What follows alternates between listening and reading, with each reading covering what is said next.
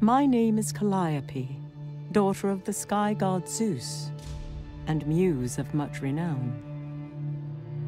Sit here at my perfumed feet as my poem unfolds before you, an epic that springs from the depths of the sea and finds its end upon strange shores. For this is your story, the story of Argonus, son of Argus the shipbuilder and friend to Jason the hero. Our tale begins like many a sailor's story before it, with tragedy and a lilting song that carries from one dark wave to the next.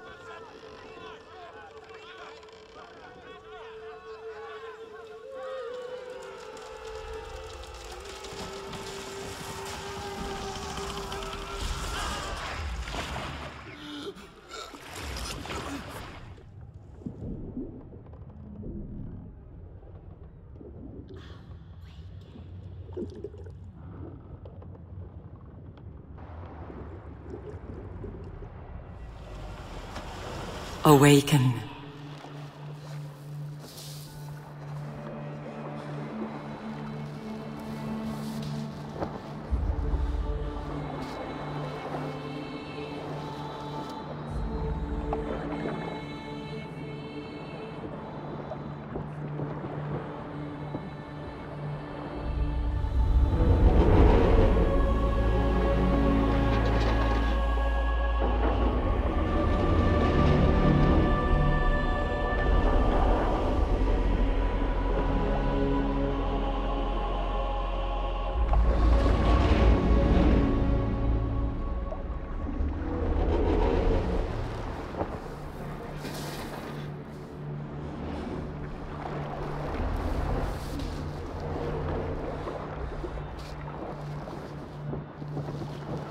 Book 1, The Blight. This owl seems unaware of its preternatural perch, and unconcerned with the plight of a shipwrecked sailor. A frozen scream is etched upon the face of bewitched Typhus, helmsman of the Argo. Never again shall he foretell the rising of black waves. Acastus, the son of King Peleus and a lifelong consort, reaches in vain, his sun-baked flesh now that of ashen stone. This statue, if it could be called thus, is that of Hylas, a man whose hands brought ore to water not but a day ago.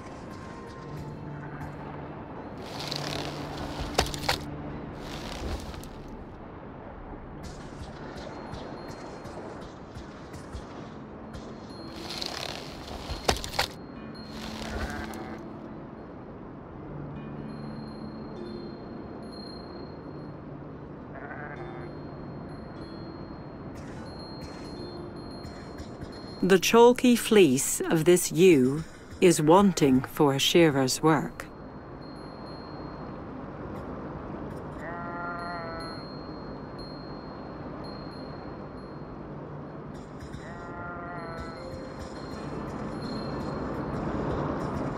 The death that haunts this isle did not spare even a child from its sorcerous wrath. No craftsman could sculpt a child so lifelike, nor create that which now stands lifeless. Full leaves, like those found on apple or fig trees, are painstakingly inlaid into this rough piece of limestone. Her planks broken and her floorboards shattered, this skiff offers naught but harbor to small fish. This statue is of Amphitrite, Queen of the Sea. Sadly, the goddess did little to hinder the decimation that litters these rocky shallows. The water that flows from these rocks would keep even the most stalwart from discerning what lies beyond.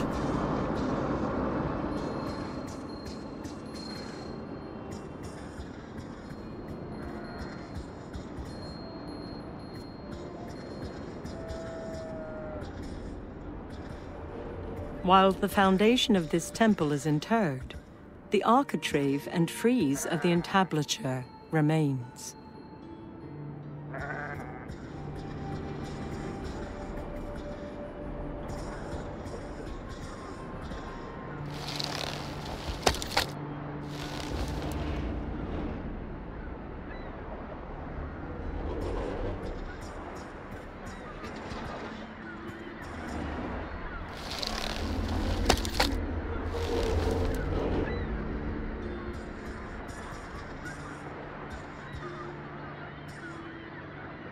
This statue would appear newly struck, as the salt of the sea has yet to assail its stone. This hound was not spared the fate that befell the other inhabitants of this isle. 'Tis naught but a fisherman's net, set so the west winds can reach its sodden threads. This rotten timber is too small to be a yard for the mast. While man may have birthed this massive sculpture from the isle's bedrock, deep waters now embrace it as their own.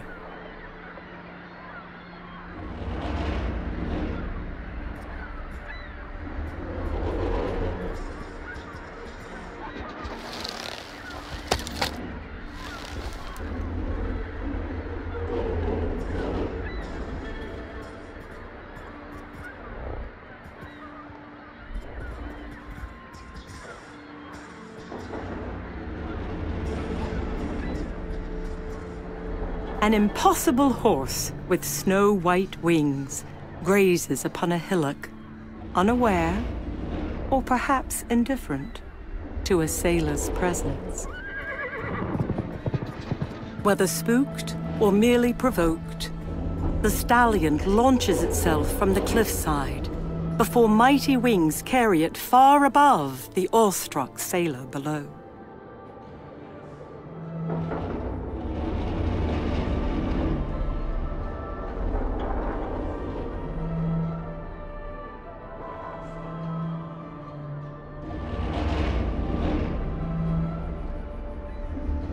Nearly 200 men high, the massive bronze soldier stands silent, enthralled by the euphonious song rising from below.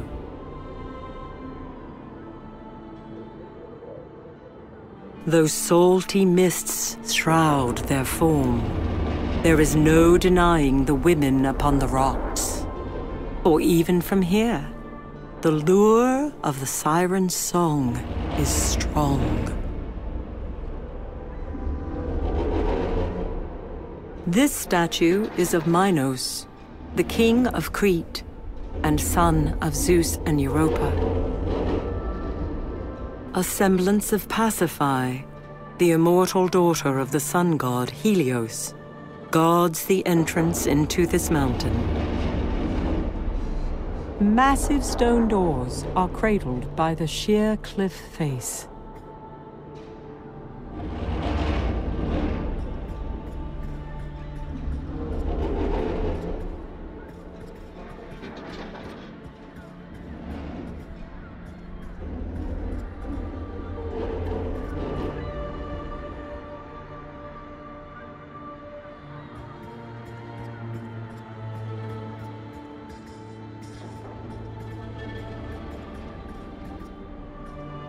This wild sheep appears interested in nothing more than the grasses that grow upon this beach.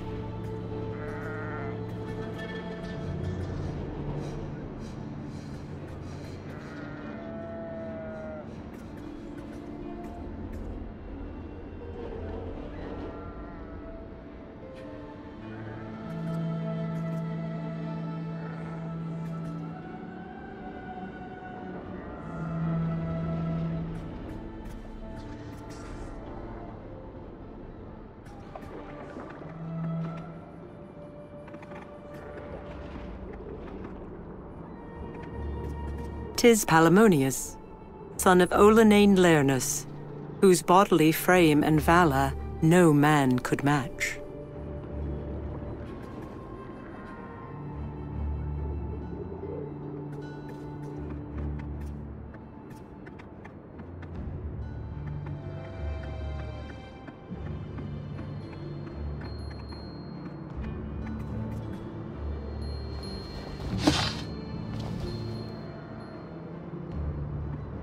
This child was not struck down by mortal ills, but surely by something that is beyond this world. This young woman, most likely a temple worshipper, seems to have been frozen in time.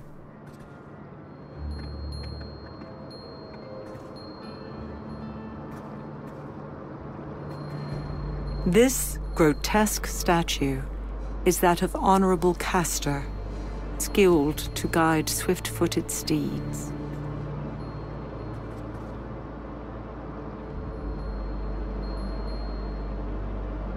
The odd shape of this blue-gray stone gives nary a hint of its purpose.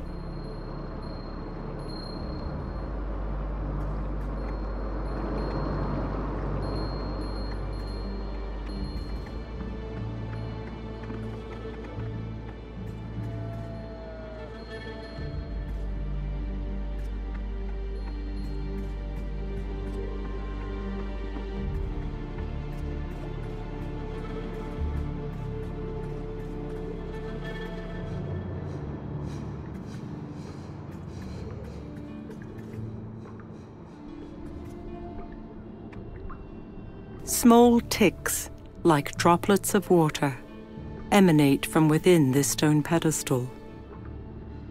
While it appears to be chiseled from the same rock, this stone is set apart from the great statue that cradles it.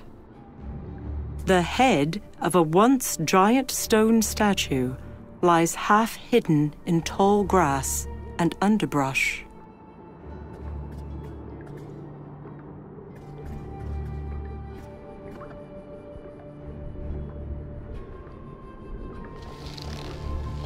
The stone drops neatly into the groove, and the great eye slowly moves, revealing a hidden passageway.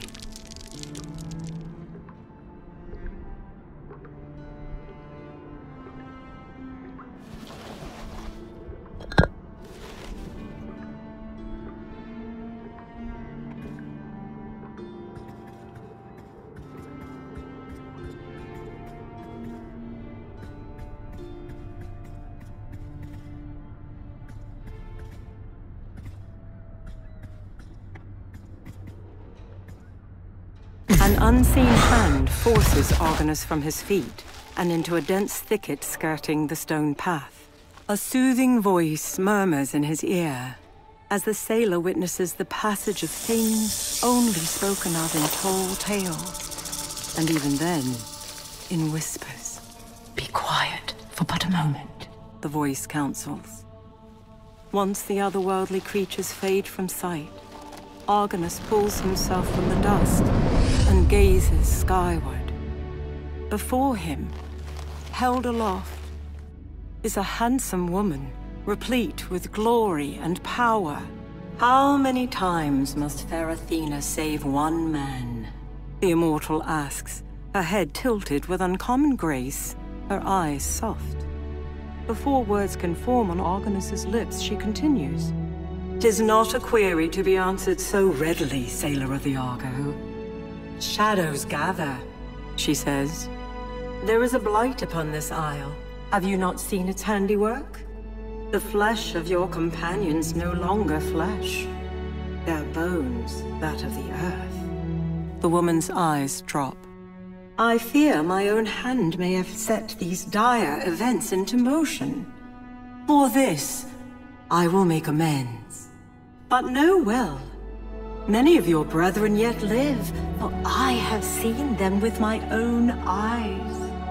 Find them, Argonus of Crete, and as I did for your father before you, I shall provide a boat and passage from this isle. You have the word of fair Athena. Not a heartbeat later, the goddess is gone, and breath gladly returns to the sailor's lungs.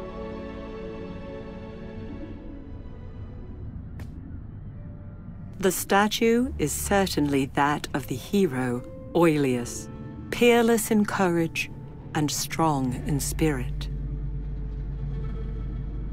'Tis Phalurus of the Ashen Spear. His father, great Alcon, shall never again welcome home his prodigal son.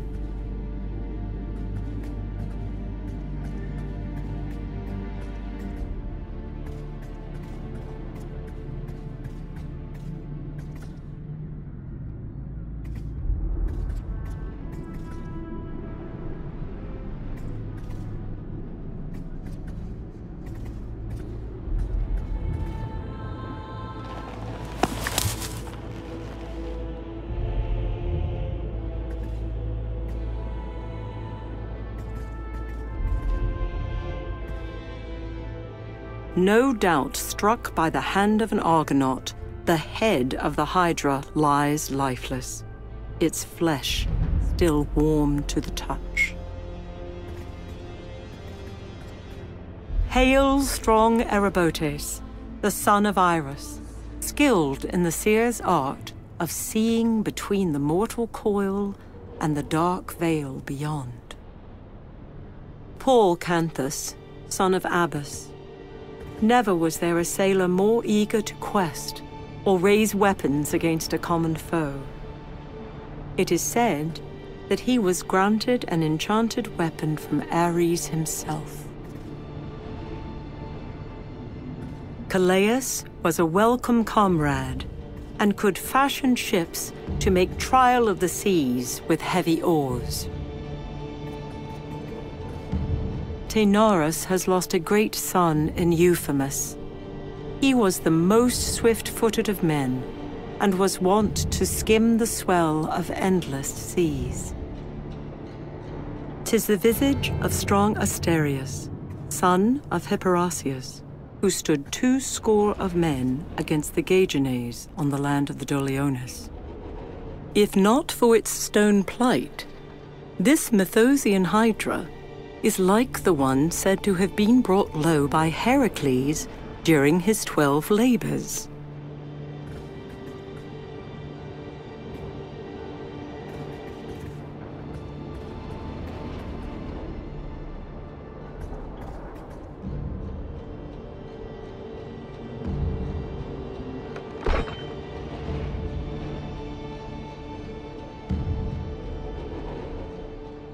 One can become extremely ill, consuming the berries from this black nightshade.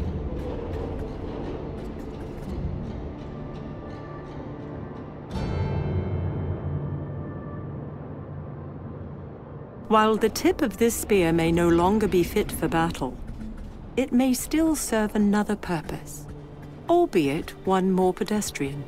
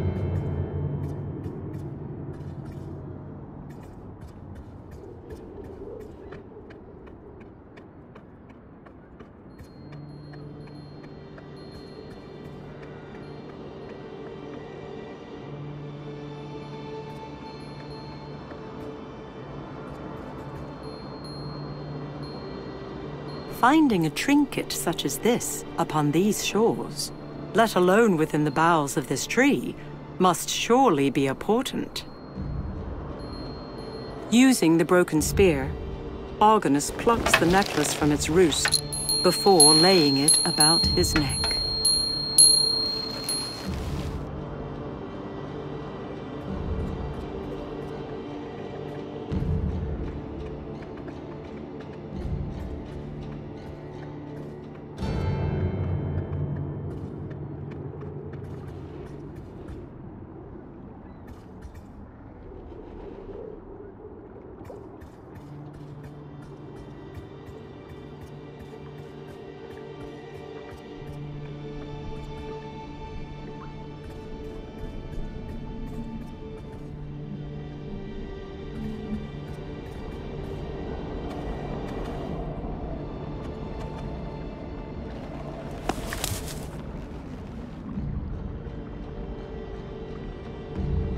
The lovely purple color of this flower conceals its poisonous nature.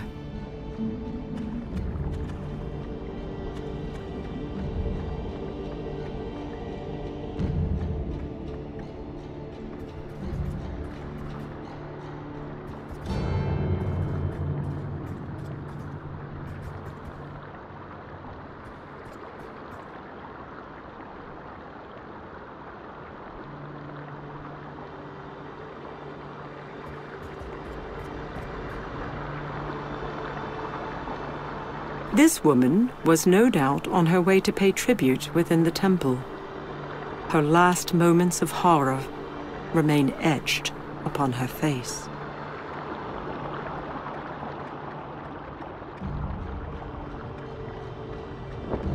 Ancient tome in hand, this priest was caught unawares and is now made of the same stone as the carved god behind him.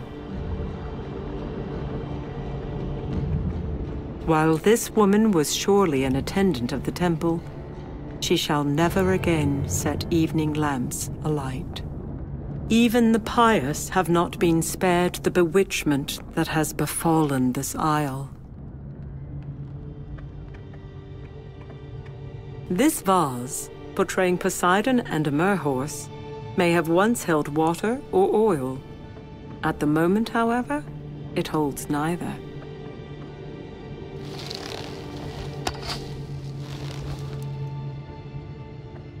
Colorful tiles create an exquisite depiction of the sea god ruling his realm.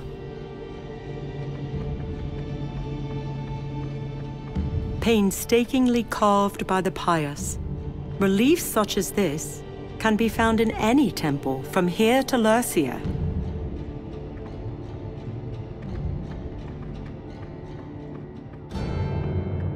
This stone is bereft of markings, offering no explanation for the small depression set into its surface. The yellow light it emits is curious. Deep waters, lavished with mermen and gods, are etched into this mosaic.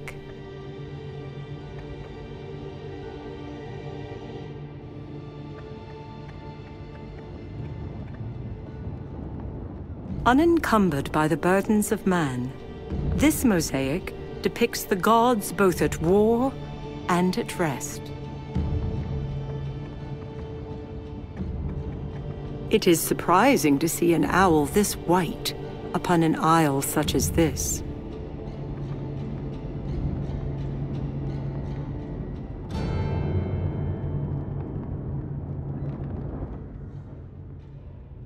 Removing the necklace, Argonus holds it before the statue, praying silently that Poseidon recognizes it and grants audience to a weary wayfarer.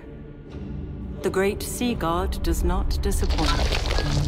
Within seconds, marble shudders, foundations shake, and the heart of Argonus is quickened. The Lord of all waters speaks. Who would call upon Poseidon, only to be found wanting of tribute or song? Poseidon stretches forth his arm. Where are my consorts and vassals? Look about you. You may seek them, but they will not be found. They have deserted me, forsaken me in this darkest of hours. And who has set loose the scourge that you have borne witness? Athena's puppet, the son of Danae and Zeus himself. The sea god pauses for a moment, taking measure of the sailor before him. Yet, even so, my anger is not fit to be laid upon the shoulders of my bondservants, let alone set upon one whose necklace bears my mark. Leave me to my grief and seek me no more. I have opened a way for you. Take it if you wish, or abandon it. It matters little. The statue of the sea god turns his gaze away from the sailor and speaks no more. The owl appears mildly interested in the wanderings of wayfaring sailors.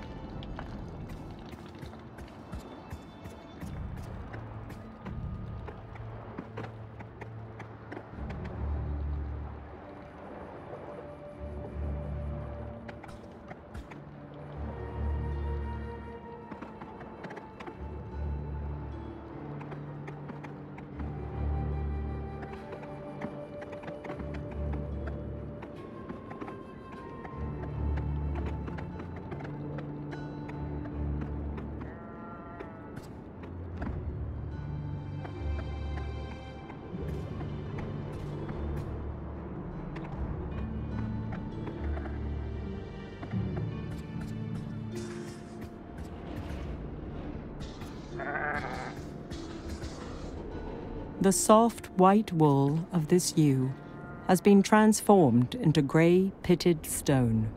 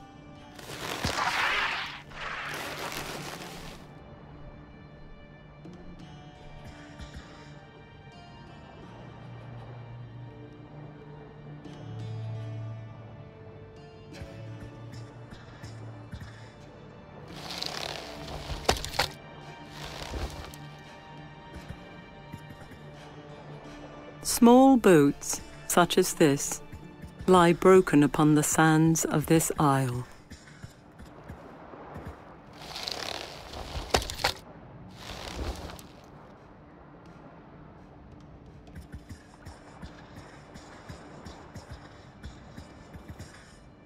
This man appears to have been shielding his eyes from the very thing that took life and left only stone.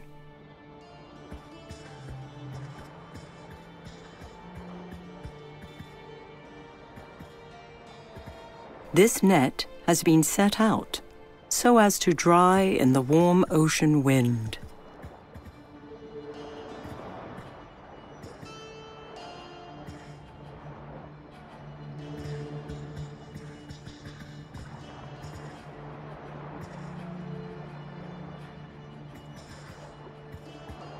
Driftwood or not, this length of wood may yet serve a purpose. Having survived the wreck of the Argo, Agamedus, a brave comrade, fell to bewitchment and is now naught but a perch for birds. Lord Poseidon spared neither the mighty Argo nor her oarsman Danaus, whose once tanned flesh is now made of the same sharp rocks about him.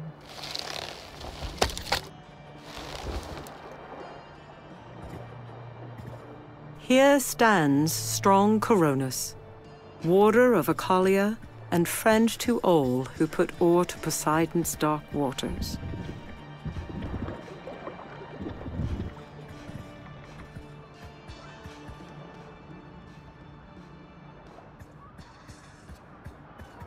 Now nothing more than sodden planks, this skiff is a home to small crabs and fish.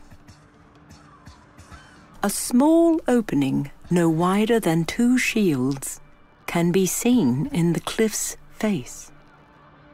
This statue appears to be under construction. Considering the dire circumstances, it may remain so indefinitely.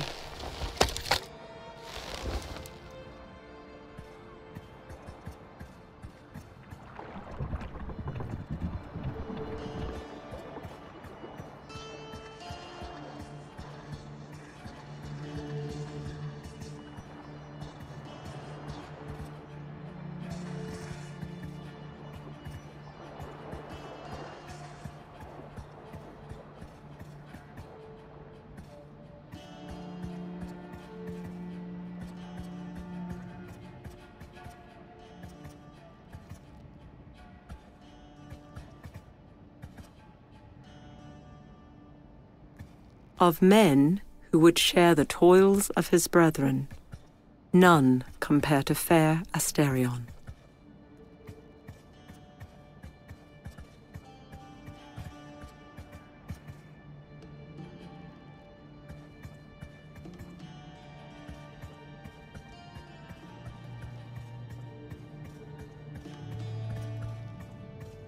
Never again shall this beast of burden pull cart or dray beneath a scorching sun. The blight of which Athena spoke has left a trail of sorrow in its wake. The simple robe of this man betrays him as an attendant of some god. Which one, however, is unclear. Laden with empty barrels, this wooden cart sits idle, its heavy wheels resting in well-used ruts.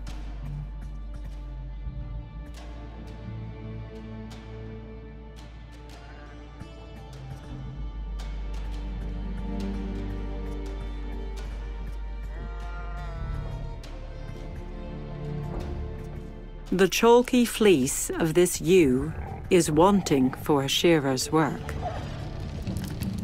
Powered by the large blades, a heavy stone moves slowly within a wide grinder.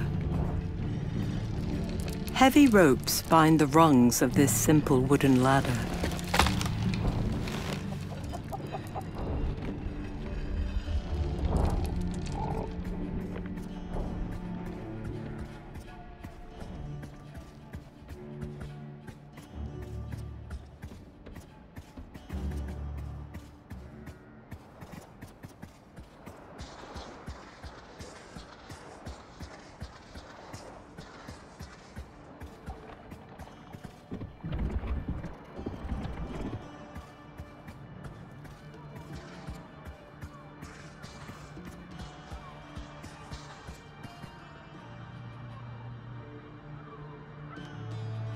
Heavy ropes bind the rungs of this simple wooden ladder.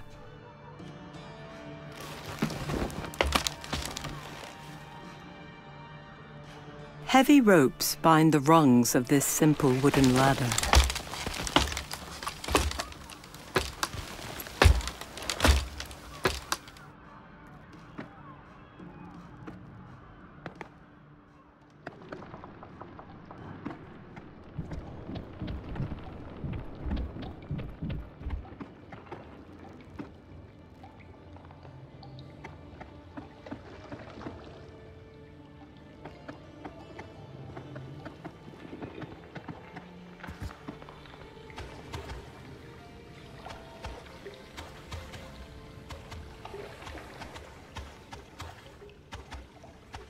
This silver drachma is oddly struck, bearing the image of a grinning skull.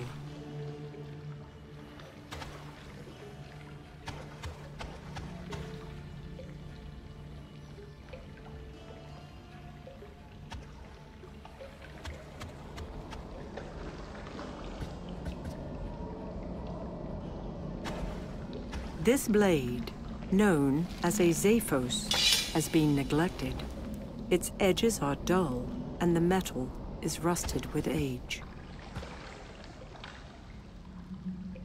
A blade this dull would be of little use to even a common cook. It needs to be made sharp.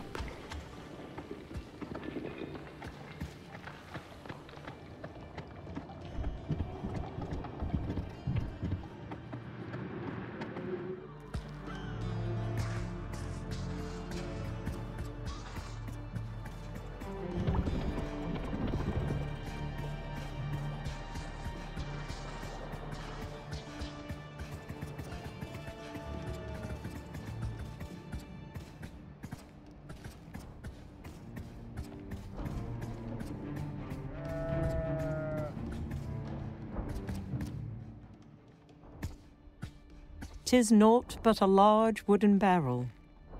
In contrast to the fine statuary on this isle, this table is poorly constructed. Although no fire burns within, this clay stove is still warm to the touch. Uncovered food such as this is sure to draw flies.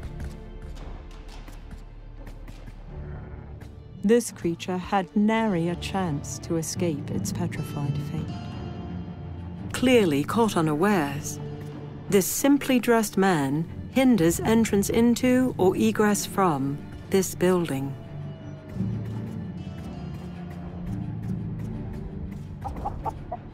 Nothing of interest can be found on this ordinary chicken.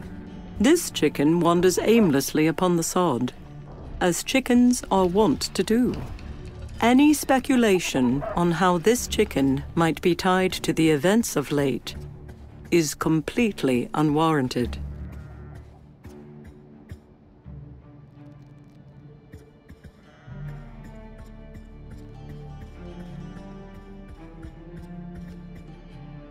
The great Phidias of Athens himself could not craft a sculpture so lifelike, yet lifeless.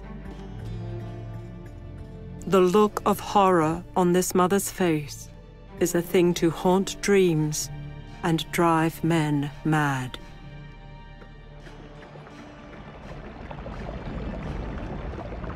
Neither man nor woman is granted mercy from the scourge that stalks this isle.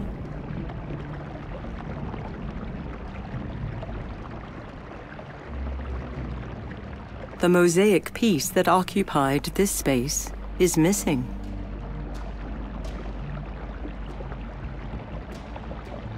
At first glance, that piece does not seem to be a good fit.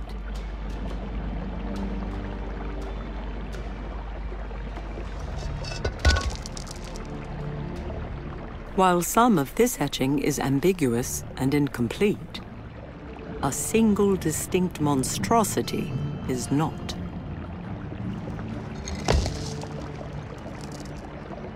Girded skeletons, ready for battle, are skillfully represented on this broken tablet. Tall stones, a wellspring, and a shield-bearing skeleton garnish this oddly shaped piece of stone.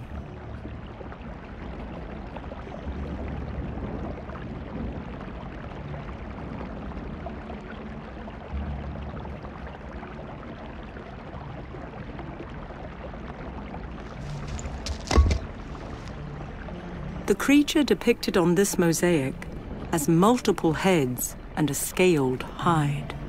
While incomplete, this tablet appears to show a creature's hide, abounding in scales.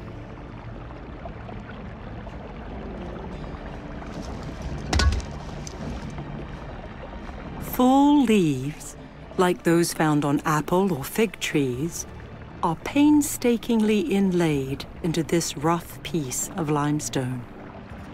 Neither discarded coins nor any telltale markings can be seen within this fount. The bane of this isle has claimed both the young and the elderly without prejudice. Uncovered food such as this is sure to draw flies. Based on the circumstances, it seems unlikely a family will ever gather around this table again. This parchment appears to be a recipe of sorts and provides illustrations of the required ingredients as well. This simple bowl and accompanying ware are no doubt used for mixing ingredients. Judging by its appearance, the stone pestle has seen its fair share of use. 'Tis a pouch made of sheepskin, complete with leather drawstring. There is little of interest on this hastily crafted shelf. This sack likely contains grain, or perhaps corn. This hide has been set out to dry, no doubt to later be used as clothing or bedding. This shelf could easily accommodate additional vases and jars.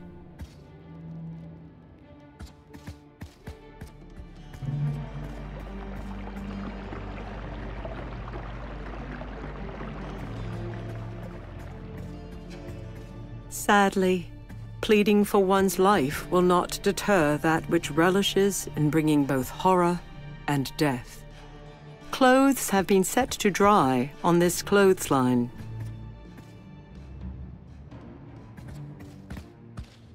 A few uninteresting items rest upon this table.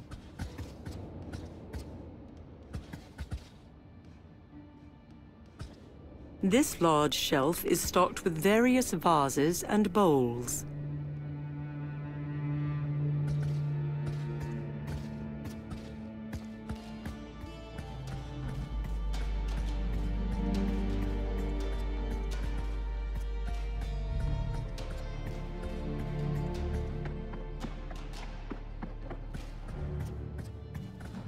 Tireless winds blow past the form of fair Argon, who was well skilled at inferring from sun and star the stormy winds.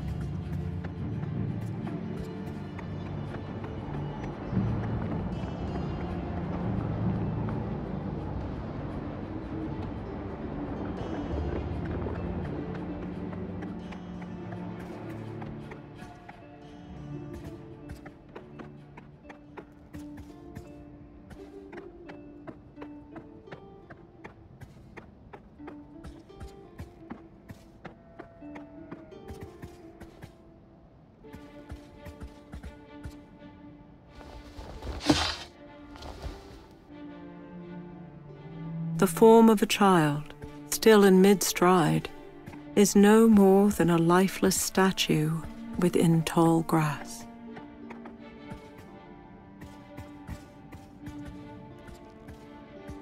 Having endured sore afflictions and beached ships, 'tis sad to see Arius, son of Bias and brother of Teleos, in such a state. 'Tis Argonus, whose lyre charmed stubborn rocks upon the mountains and the course of rivers.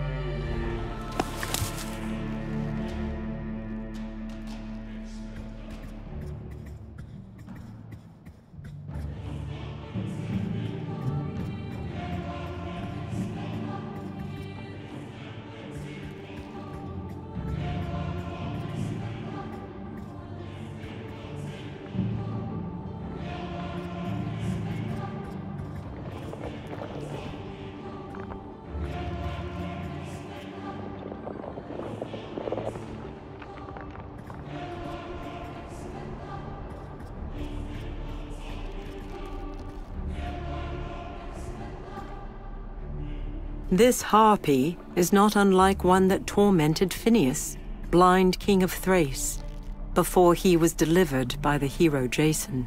Argonus reaches for the golden apple, but a monstrous hiss from above stays his hand. Whether the golden skin of these apples was transmuted or grew as such is just one of the many mysteries upon this isle. The Harpies do not appear to view a single sword-wielding historian as a potential threat.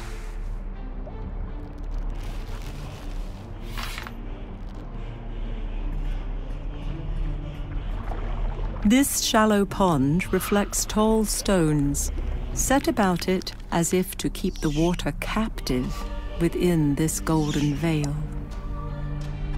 The insatiable hunger of harpies is well documented. The beast's desire for gold, however, is not.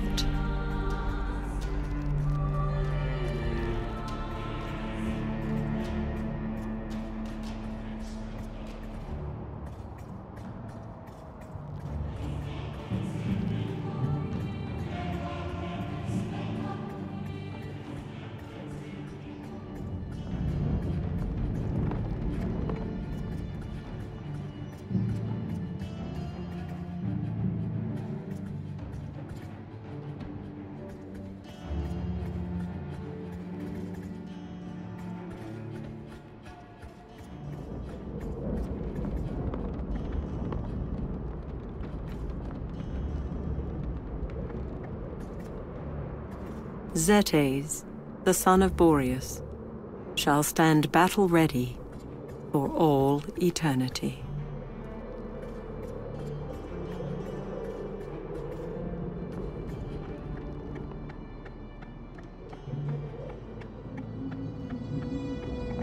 Much like her life, this elderly priestess's torch has not only been snuffed, but petrified. The eyes of this man appear as if pleading, begging to be released from a stone prison.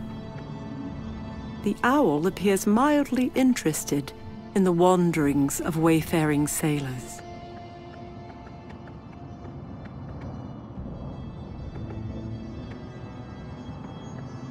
Whatever prayers of supplication this woman lifted to the gods went unheeded and apparently unanswered.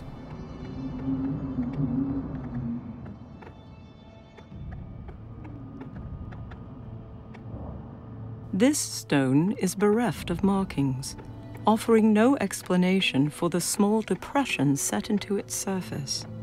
The yellow light it emits is curious.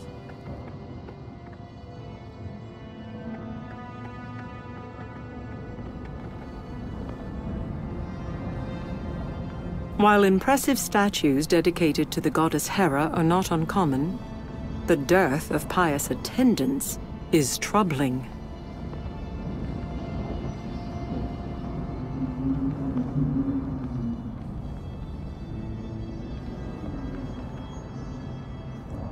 Sword raised, Argonus calls upon Hera, praying the great goddess will reveal herself. The mother of Ares obliges the sailor when the statue slowly comes to life and stone lips part. Argonus, She says, stand where you are and move no closer, for you are on holy ground.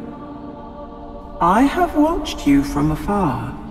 I have seen your mettle. I have felt your anguish.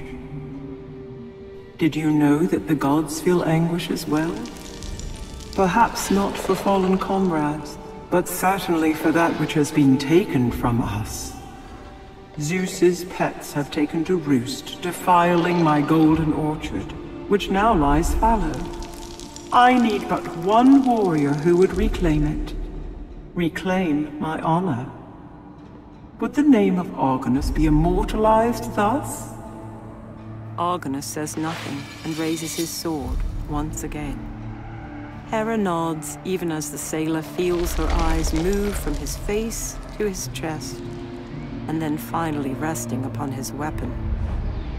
But this sword is ill-suited for such a task. Its blade is dulled, but I will grind it fine. Its tip broken, but I will make it like new. Hera transforms the weapon, reshaping the steel with nothing more than a wave of her hand. As Argonus marvels at the restored sword, Hera reverts to stone, but not before a final warning. Prove yourself, sailor of the Argo, and you shall be rewarded. Fail in this, and not even Athena can save you.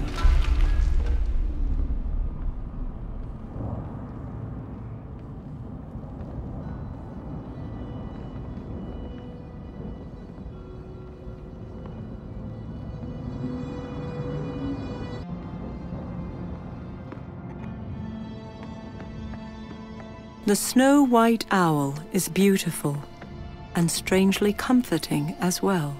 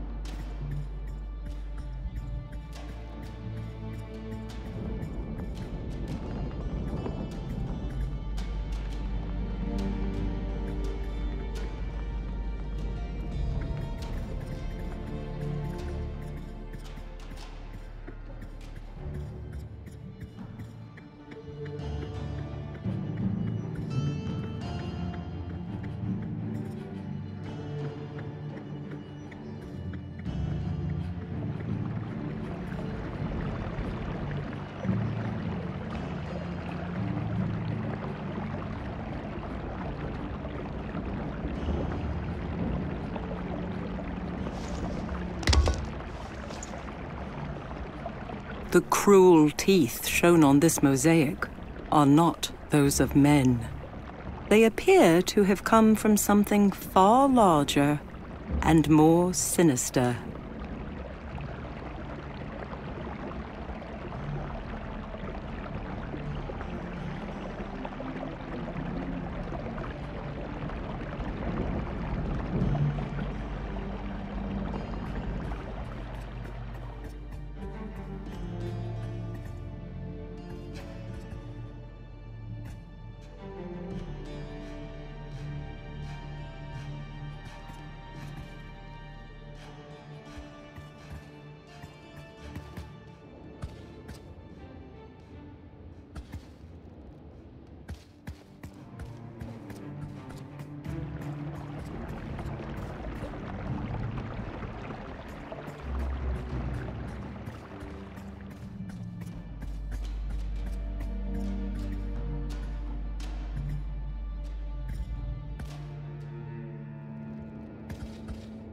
Small chairs have been set about this wooden table. This small bed looks uncomfortable, even to a lost, weary sailor.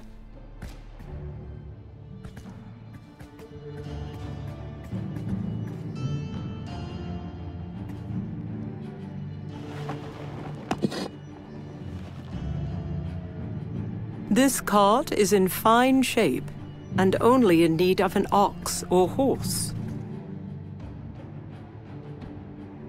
Flint and steel are inadequate to start a fire by themselves. A soft tinder is required to produce the flame.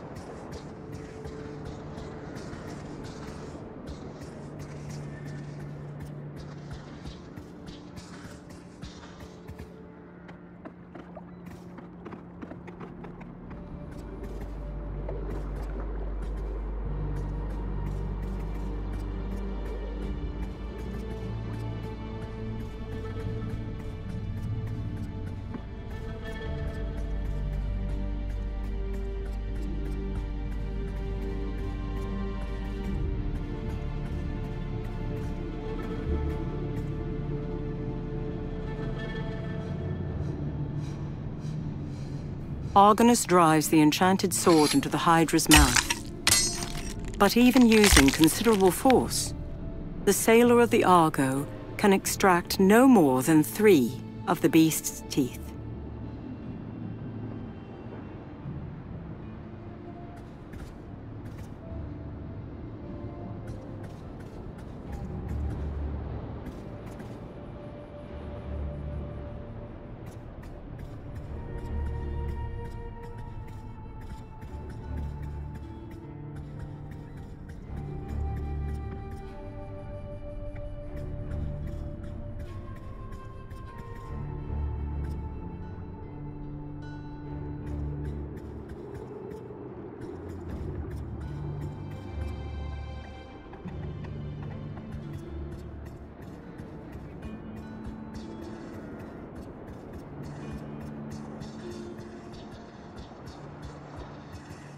The chalky fleece of this ewe is wanting for a shearer's work.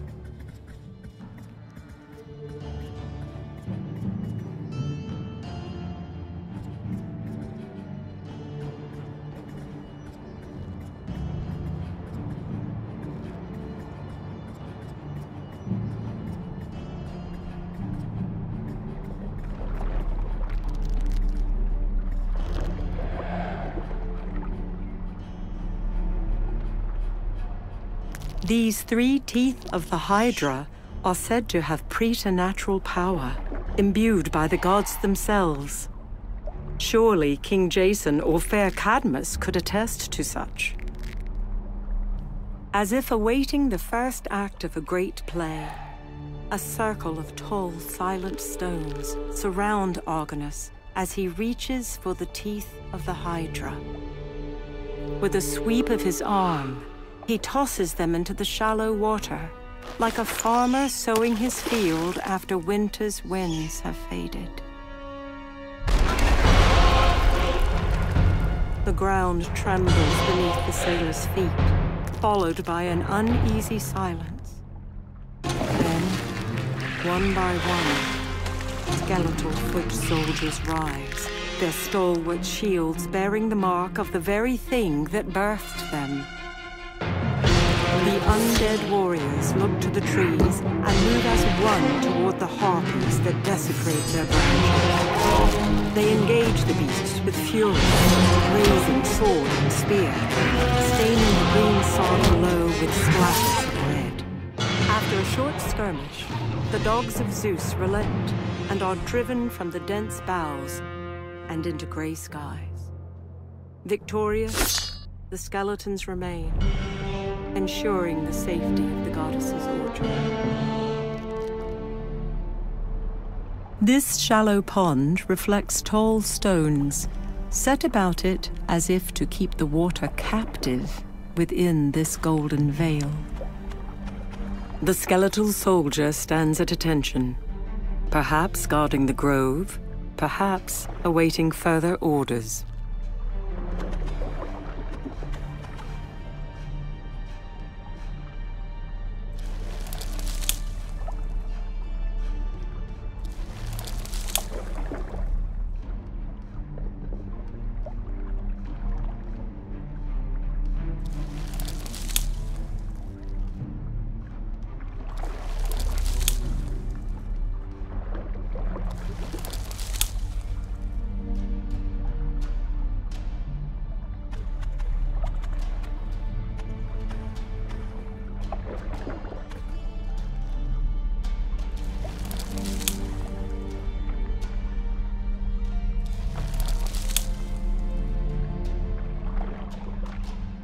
Whether the golden skin of these apples was transmuted or grew as such is just one of the many mysteries upon this isle.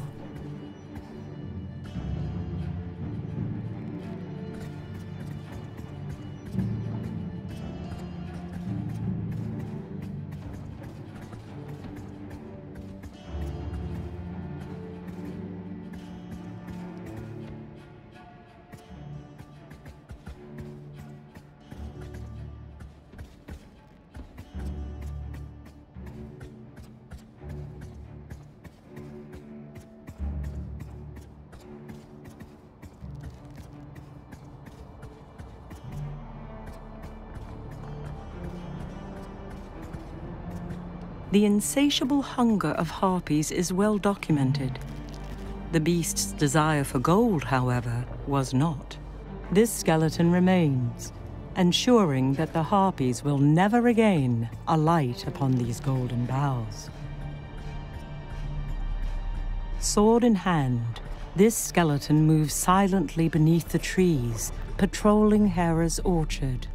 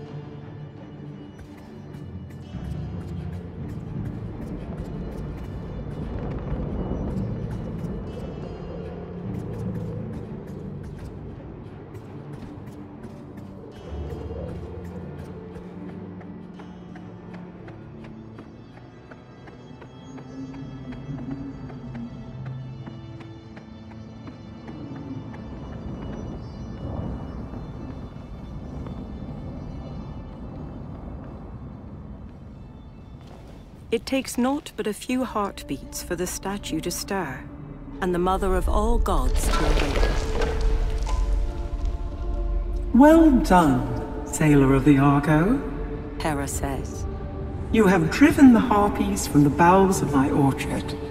Their broad wings have taken them into the skies, and their lamentations are heard no more. And what is your reward for such courage? Gold that rests within your palm?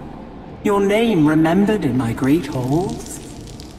Yes, it shall be these things, the goddess says as she returns to stone. But step outside this place and see if it can be so much more.